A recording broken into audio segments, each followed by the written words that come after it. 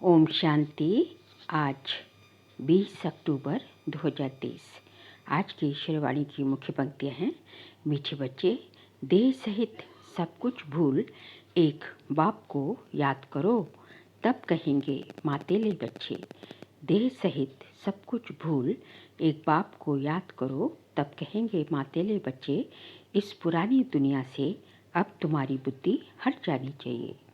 प्रश्न है, बाप का ज्ञान किन बच्चों की बुद्धि में सहज ही बैठ जाता है? उत्तर है, जो बच्चे गरीब हैं, जिनका मोह नष्ट है और बुद्धि विशाल है, उनकी बुद्धि में सारा ज्ञान सहज बैठ जाता है। बाकी जिनकी बुद्धि में रहता हमारा धन, हमारा पति, वह ज्ञान को धारण कर ऊंच पद नहीं पा सकते।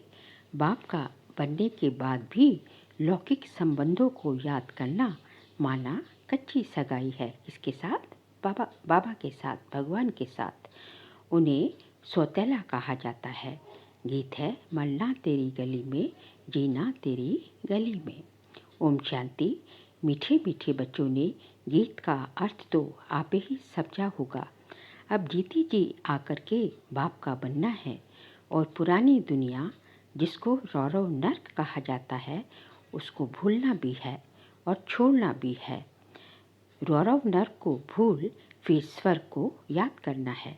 अपने को आत्मा समझ अपने बाप को याद करना है। पुरानी दुनिया बुद्धि से हट जानी चाहिए, उसके लिए पुरुषार्थ चाहिए। पुरानी दुनिया कहाँ से? बुद्धि से। बाकी रहना तो इसी पुरानी दुनिया में है, इसी संसार में रहना है। सब कुछ करते हुए जो है बुद्धि में केवल एक अपना परमपिता परमात्मा से ही बुद्धि लगी रहनी चाहिए। ये है जन्म जन्मांतर का कर्म बंधन। एक जन्म का नहीं, जन्म जन्मांतर का कर्म बंधन है। किसके साथ? दुनिया के साथ, पुरानी दुनिया के साथ। कितने पाप किस किस के साथ किए हैं, वह सब जन्म ले भोगने पड़ते हैं। तो इस कर्म बंधन की दुनिया को भूल जाना है। ये छीछी दुनिया है, पतित शरीर है ना, इससे मोह मिटाना है। गरीबों का मोह सहज मिट जाता है। बाबा कहते हैं कि शरीर इतना पतित है, इसमें मोह नहीं है, इसकी संभाल करनी है, इसके संबंधों को सब जो है निभाना है, लेकिन मोह किसी में नहीं होना चाहिए। साहूकारों का गरीबों का मोह सहज मिट जाता है, साहूकारों का मुश्किल मिटता है। वह समझते हैं हम स्वर्ग में सुखी बैठे हैं। गरीब दुखी हैं। यूं तो सारा भारत गरीब है, फिर उसमें भी जो गरीब है वह झट उठाते हैं। किसको? ज्ञान को झट उठाते हैं।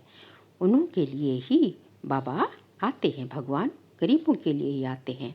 तभी भगवान को गरीब निवाज भी कहा जाता है। गरीबों को ज़्यादा वर्षा मिलता है। सब सेंटर्स में देखो, साहूकार कोई मुश्किल ठहर सकते हैं। स्त्रियां भी गरीब घरों की ही आती हैं। ये उस समय की बात है।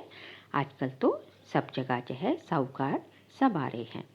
धनवान को तो पति से सुख मिलता है, इसलिए उनसे बुद्धि योग टूट नहीं सकता। गरीब ही अक्सर करके ज्ञान लेते हैं। बाप है ही गरीब निवाज। जिस बाप को सब याद करते हैं, परंतु ड्रामानुसार भक्त भगवान को जानते नहीं। भगवान तो है ही भक्तों का रक्षक, भक्ति का फल देने वाला, सद्गति दाता एक बाप भी है। तुम बच्चे बाप द्वारा अभी ज्ञान की बातें सुन रहे हो।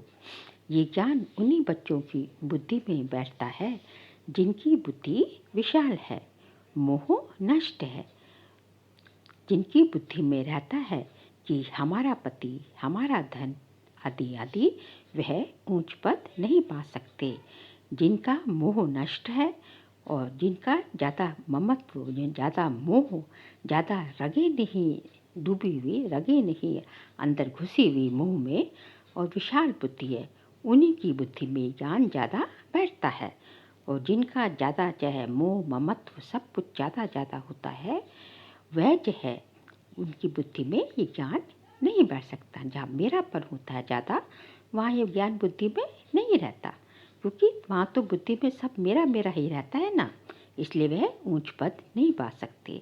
पद वह पाते हैं जो रचता और रचना का परिचय देते हैं। बाप को पहचाने बिगर वर्षा कैसे मिले?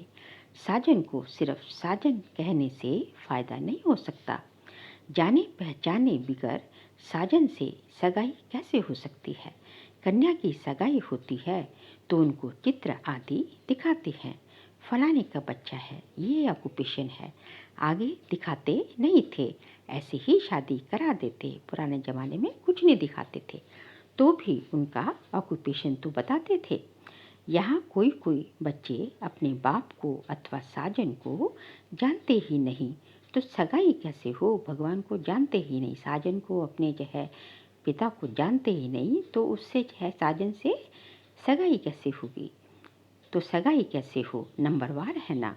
कईयों की कच्ची सगाई पारलौकिक साजन को याद नहीं करते, लेकिन लौकिक साजन को, लौकिक संबंधियों आदि को याद करते रहते तो गोया कच्ची सगाई है। उनको सौतेले बच्चे कहा जाता है। जो पूरी तरह से याद नहीं करते उनको क्या कहते हैं? सौतेले बच्चे। पक्के को मातेले बच्चे कहा जाता है। मातेले बच्चे बहुत थोड़े हैं। भट्टी में इतने पड़े, उनमें से कितने कच्चे निकल पड़े, अपनी साजन को पहचानते ही नहीं। जैसे पारा हथेली पर ठहरता ही नहीं है ना, वैसे ही याद भी इतनी मुश्किल है, घड़ी घड़ी भूल जाते हैं। 25-30 वर्ष वाले भी पूरा याद नहीं कर सकते हैं।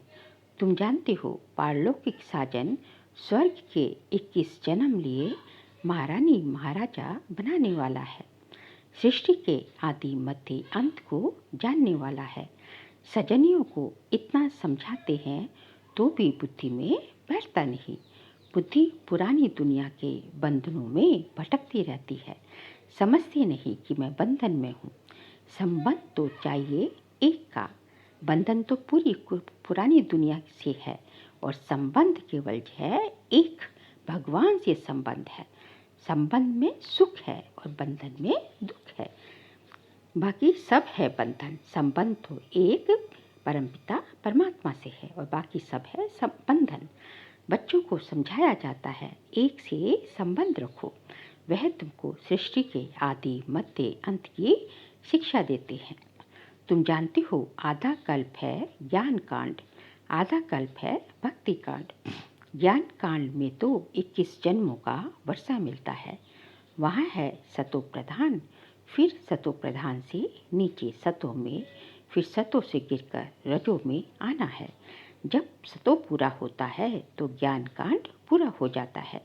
द्वापर से भक्ति शुरू होती है, वह भी पहले सतो प्रधान होती है, फिर भक्ति भी सतो रजो तमो में आती है। व्यभिचारी होने से भक्ति फिर गिरती जाती है। अनेकों की भक्ति करते रहते हैं। अब यह जानना और किसको समझाना तो बहुत सहज है।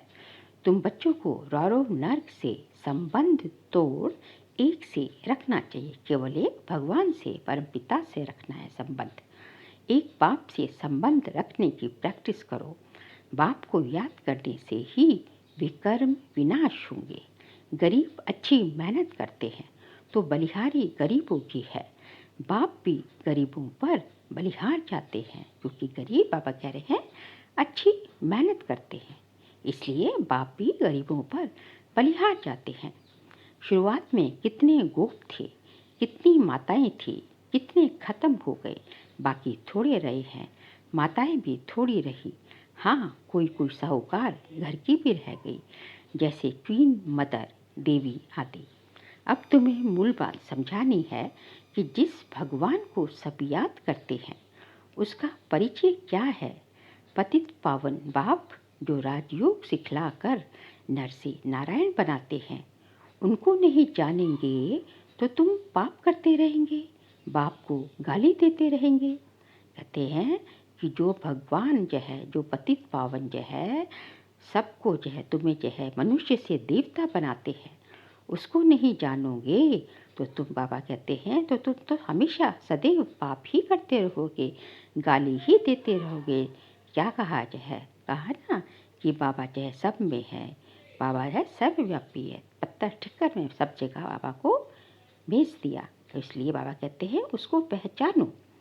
सम्मेलन तो बहुत होते रहते हैं, वहाँ पर समझाने वाले बड़ी तीखे चाहिए, समझाना चाहिए तुम वेदों की महिमा समझते हो परंतु इससे कोई फ़ायदा तो होता नहीं। फ़ायदा तो एक बाप से ही होता है जिसको हम जानते हैं, तुम नहीं जानते हो। आओ तो हम आपको समझाइए। बाबा सेवा की सर्विस की युक्तियाँ बता रहे हैं। बाप को पहचाने बिना वर्षा कैसे मिलेगा? बाप का वर्षा है मुक्ति, जीवन मुक्ति, गति सदगति। ये अक्षर सुनाते ही बाप है, भगवान ही सुनाते अक्षर। तुम बच्चों को याद रखना चाहिए और कोई चीज़ से फ़ायदा नहीं। बाप को और रचना के आदि मध्य अंत को जानना है। इसमें भी आधा कल्प है भक्ति कांड और आधा कल्प है सदगति ज्ञान कांड। भल सम्मेलन करते हैं परंतु खुद ही मूझे हुए हैं, समझते कुछ भी नहीं। तुम्हें सबको बाप का परिचय देना है। जब बहुतों को परिचय मिल जाएगा तब कहेंगे कमाल है। जब बहुतों को परिचय मिल जाएगा तब बाबा कहते हैं कि तब कहा जाएगा कि कमाल है। ये तो सारी सृष्टि के आदि मध्य अंत का राज चित्रों सहित बतलाते हैं। तब जो है लोग ऐसे कहेंगे, जिज्ञासु ऐसे कहेंगे ये तो कमाल है। माताओं को बड़ा नशा रहना चाहिए। पुरुष मदद करने के लिए तैयार है, डायरेक्शन बाप देते हैं। कन्या कन्याओं माताओं को है। आजकल कन्याओं माताओं की महिमा ज़्यादा है। गवर्नर प्राइम मिनिस्टर भी माताएं बनती है। एक तरफ है वह माताएं, एक तरफ हो तुम पांडवों की माताएं। उन्हों की उछल ज़्यादा है क्योंकि उनका राज्य है। तुमको तो 3 पैर पृथ्वी के भी नहीं मिलते हैं। बाप तुम बच्चों को अनेक राज समझाते रहते हैं। तुम अभी स्वर्ग का वर्षा पाते हो। साजन तुमको श्रृंगारते हैं, देवी गुणों से श्रृंगारते हैं ना, महारानी बना देते हैं। ऐसी साजन से बुद्धि योग ना रखना, ये तो बड़ी भारी भूल है। बच्चों को समझाते तो बहुत है, तुम सिर्फ ज्ञान और भक्ति का कॉन्ट्रास्ट बताओ। भारत में ही गाया हुआ है, दुख में सिमरन सब करे, सुख में करे ना कोई। जो सुख में सिमरन करे तो दुख काहे का हुए। सुख में क्यों याद करेंगे, अभी वह नहीं दुनिया स्थापन हो रही है। परंतु सुख का वर्षा भी पूरा लेना चाहिए। माता पिता जानते हैं हर एक कितना लायक है। मौत जब नज़दीक आएगी तो बताएंगे तुमने पुरुषार्थ पूरा नहीं किया, तब तुम्हारा ऐसा हाल हुआ है। तब तो बाबा एक एक चीज़ विद जस्टिफिकेशन बताएंगे ना, तुम्हें सज़ा क्यों दी जा रही है। वह भी धर्मराज जो है, धर्मराज के से जब सजाएं मिलेंगी तब तो पूरा बाबा जो है फुल जस्टिफिकेशन देंगे। वह भी बताएंगे कि तुम किस किस्म की प्रजा में जाएंगे, किस किस्म के नौकर चाकर बनेंगे, सब बताएंगे। अच्छा, कई बच्चे समझते हैं आज हमने मुरली बहुत अच्छी चलाई, परंतु नहीं, ये तो शिव बाबा आकर मदद करते हैं। हम तो कुछ कर नहीं सकते जब तक शिव बाबा जो है, शिव बाबा की ही हमको जो आकर जो शिव बाबा ही सब कुछ करते हैं, तभी हमारे मुख द्वारा मुरली भी चलती है। यदि शिव बाबा मदद नहीं करें तो कुछ नहीं कर सकते हम। अपना अहंकार नहीं होना चाहिए। तुमको तो बाप सिखलाते हैं तो तुम सुनाते हो। बाप ना होता तो तुम्हारी मुरली काहे की। मुरलीधर के बच्चों को मुरलीधर बनना चाहिए, नहीं तो ऊंच पद पा नहीं सकेंगे। पर कुछ ना कुछ फ़ायदा हो जाता है। कोई सेंटर खोलते तो बहुत आशीर्वाद मिलती है। इतना समय पढ़ाई की है तो आप ही सर्विस कर सेंटर जमाना चाहिए। खुद सीखते हैं तो क्या औरों को नहीं सिखला सकते। ब्रह्मा कुमारी की मांगनी करते हैं तो बाबा समझ जाते हैं, शायद खुद में इतना ज्ञान नहीं है। बाकी यहाँ आकर क्या करते हैं, बाबा तो समझाते हैं, बादल आए रिफ्रेश होकर जाएं, वर्षा बरसाए। बाबा तो ये समझाते रहते हैं कि मधुबन आए बादल और जो है यहाँ से जो है रिफ़्रेश होकर जाए, ज्ञान भर के जाए और अपने अपनी जगह जाकर अपने अपने सेंटर्स में जाकर फिर ज्ञान की बरसात करें। नहीं तो पद कैसे पाएंगे। मम्मा बाबा कहते हो तो गद्दी पकड़ कर दिखाओ ना। ये भी कोई को अहंकार नहीं आना चाहिए कि हमने दिया, तुम कुछ भी ना दो, बाबा तुमको कौड़ी के बदले हीरा देने से भी छूट जाएगा। नहीं दोगे तो बाबा भी जो है तुम्हारे लिए कोई बधाई मान नहीं है। दोगे तो अपने अपने लिए दोगे ना, अपने उतना जो है सतयुग में जो है उसके बदले जो कौड़ी के बदले हीरा मिलेगा। अच्छा मीठे मीठे सीख लदे बच्चों प्रति माता पिता बाप दादा का याद प्यार और गुड मॉर्निंग। रूहानी बाप की रूहानी बच्चों को नमस्ते। हम रूहानी बच्चों की रूहानी बाप दादा को नमस्ते नमस्ते नमस्ते।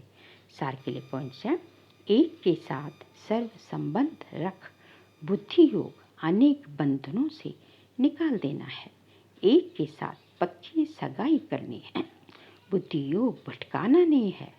बाप समान मुरलीधर बनना है, मैंने अच्छी मुरली चलाई, इस अहंकार में नहीं आना है। बादल भरकर वर्षा करनी है, पढ़ाई की है तो सेंटर जमाना है। वरदान है आज का, बाप को सामने रख, ईर्ष्या रूपी पाप से बचने वाले विशेष आत्मा भव। बाप को सामने रख, ईर्ष्या रूपी पाप से बचने वाले विशेष आत्मा भव। ब्राह्मण आत्माओं में हम शरीक होने के कारण ईर्ष्या उत्पन्न होती है, क्योंकि सब आपस में एक जैसे हैं ना, हम शरीक हैं, सब एक ही उसमें चल रहे हैं, तो आपस में ईर्ष्या द्वेष आ जाता है। ईर्ष्या के कारण संस्कारों का टक्कर होता है। लेकिन इसमें विशेष सोचो कि यदि हम शरीक किसी विशेष कार्य के निमित्त बना है तो उनको निमित्त बनाने वाला कौन। बाप को सामने लाओ तो ईर्ष्या रूपी माया भाग जाएगी। अगर किसी की बात आपको अच्छी नहीं लगती तो शुभ भावना से ऊपर हो, उसे शुभ भावना दो। ईर्ष्यावश ने उसे शुभ भावना से जो है अपने ऊपर जो है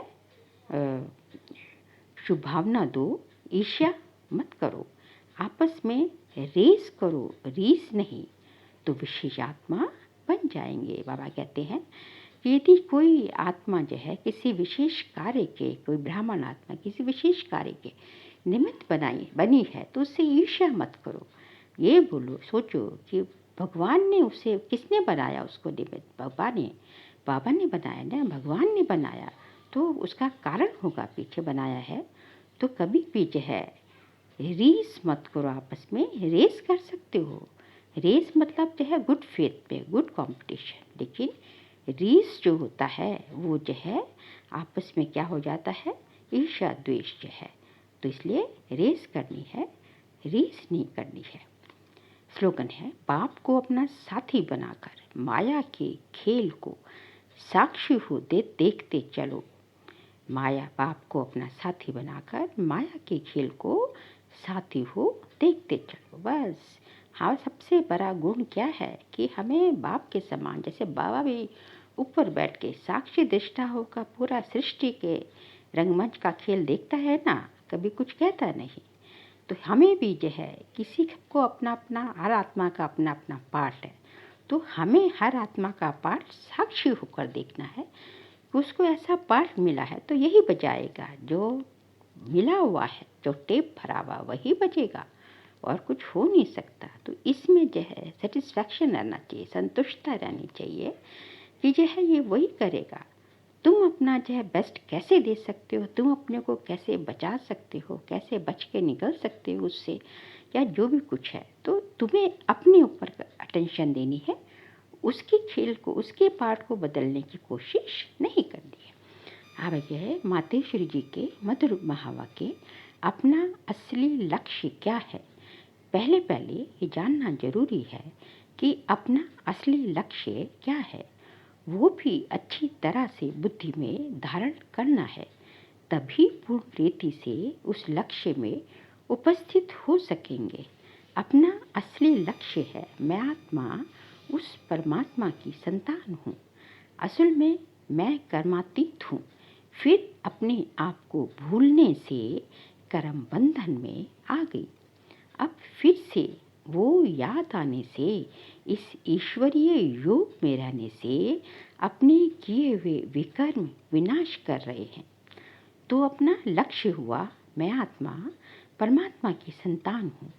बाकी कोई अपने को हमसो देवता समझ उस लक्ष्य में स्थित रहेंगे तो फिर जो परमात्मा की शक्ति है वो मिल नहीं सकेगी और ना फिर तुम्हारे विकर्म विनाश होंगे कि यह मैं तो देवता बन चुका हूँ, इस लक्ष्य में स्थित रहेंगे, पुरुषार्थ कुछ नहीं करेंगे तो परमात्मा की शक्ति नहीं मिलेगी। परमात्मा की शक्ति लेने के लिए परमात्मा से योग लगाना पड़ेगा और योग लगा के ही बाबा की याद से ही हमारे विकार विनाश होंगे।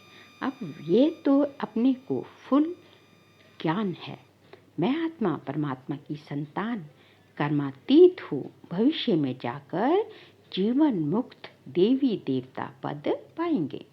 इस लक्ष्य में रहने से वह ताकत मिल जाती है। अब यह जो मनुष्य चाहते हैं कि हमको सुख शांति पवित्रता चाहिए, वो भी जब पूर्ण योग होगा तभी प्राप्ति होगी। बाकी देवता पद तो अपनी भविष्य प्रारब्ध है, अपना पुरुषार्थ अलग है। अभी देवता नहीं है, वो तो प्रारब्ध है। पुरुषार्थ अलग है और अपनी प्रारब्ध भी अलग है। तो ये लक्ष्य भी अलग है। अपने को इस लक्ष्य में नहीं रहना है कि मैं पवित्र आत्मा आखिर परमात्मा बन जाऊंगी, नहीं, परंतु हमको परमात्मा के साथ योग लगाए पवित्र आत्मा बनना है। बाकी आत्मा की को कोई परमात्मा नहीं बनना, आत्मा को परमात्मा नहीं बनना, परमात्मा के साथ योग लगा के फिर पवित्र आत्मा बनना है। फिर सेकंड है इस अविनाशी ज्ञान पर अनेक नाम रखे हुए हैं। इस अविनाशी ईश्वरीय ज्ञान पर अनेक नाम धरे गए हैं। कोई इस ज्ञान को अमृत भी कहते, कोई ज्ञान को अंजन भी कहते। गुरु नानक ने कहा ज्ञान अंजन गुरु दिया। अंजन कहते हैं सुरमे को, काजल को। तो ज्ञान अंजन गुरु नानक का कि ज्ञान अंजन गुरु दिया। कोई ने फिर ज्ञान वर्षा भी कहा है, क्योंकि इस ज्ञान से ही सारी सृष्टि सब्ज हरी भरी बन जाती है। जो भी तमो प्रधान मनुष्य हैं वो सतोगुणी मनुष्य बन जाते हैं और ज्ञान अंजन से अंधियारा मिट जाता है। इसी ज्ञान को फिर अमृत भी कहते हैं, जिससे जो मनुष्य 5 विकारों की अग्नि में जल रहे हैं उससे ठंडे हो जाते हैं। जो विकारों की अग्नि जो है, अग्नि में जो है सब जो है जल रहे हैं, मिट रहे हैं, तो ज्ञान इस अमृत के छींटे पड़ने से उन मनुष्यों की, वो मनुष्य जो है विकारों की अग्नि से उनको शीतलता पहुंचती, उसमें जो है उनको राहत मिलती है। देखो गीता में परमात्मा साफ कहता है कामेषु क्रोधेषु, उसमें भी पहला मुख्य है काम, जो ही 5 विकारों में मुख्य बीज है। बीज होने से फिर क्रोध लोभ मोह अहंकार आदि झाड़ पैदा होता है। पहले बीज कौन है? काम।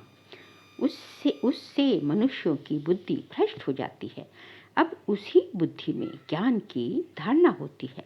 जब ज्ञान की धारणा पूर्ण बुद्धि में हो जाती है तभी विकारों का बीज खत्म हो जाता है।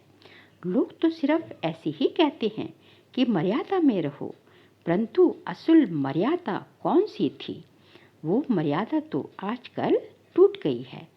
कहाँ वो सतयुगी त्रेता युगी देवी देवताओं की मर्यादा, जो गृहस्थ में रहकर कैसे निर्विकारी प्रवृत्ति में रहते थे। अब वो सच्ची मर्यादा है कहाँ। आजकल तो उल्टी विकारी मर्यादा पालन कर रहे हैं। एक दो को ऐसे ही सिखलाते हैं कि मर्यादा में चलो। मनुष्य का पहला क्या फर्ज है, क्या मर्यादा है, वो तो कोई नहीं जानता। बस इतना ही प्रचार करते हैं कि मर्यादा में रहो, मगर इतना भी नहीं जानते कि मनुष्य की पहली मर्यादा कौन सी है। बस खाली मुंह से बोलते हैं। मनुष्य की पहली मर्यादा है निर्विकारी बनना। अगर कोई से पूछा जाए कि तुम इस मर्यादा में रहते हो तो कह देते, आजकल इस कलयुग की सृष्टि में निर्विकारी होने की किसी में हिम्मत नहीं है। अब मुख से कहना कि मर्यादा में रहो, निर्विकारी बनो, इससे तो कोई निर्विकारी बन नहीं सकता। खाली मुख से कहने से तो कोई बन नहीं सकता निर्विकारी। निर्विकारी बनने के लिए पहले इस ज्ञान तलवार से इन 5 विकारों के बीज को खत्म करना है। जो 5 विकार हैं, काम, क्रोध, लोभ, मोह, अहंकार, तो पहले ज्ञान तलवार से इन विकारों का बीज तो काम है ना, देवान है, ये अभिमान है, तो जो है इसको खत्म करना है। तब ही विकर्म भस्म हो सकेंगे। अच्छा, ओम शांति।